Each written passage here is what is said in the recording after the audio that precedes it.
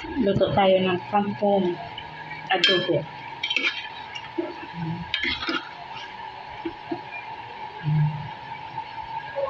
Adobong kangkong.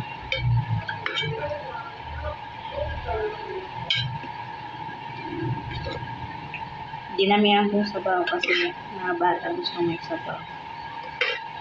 With sabaw na ulam nila okay na.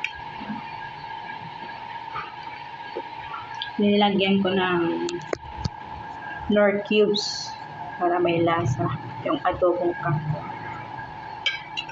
Kain tayo guys.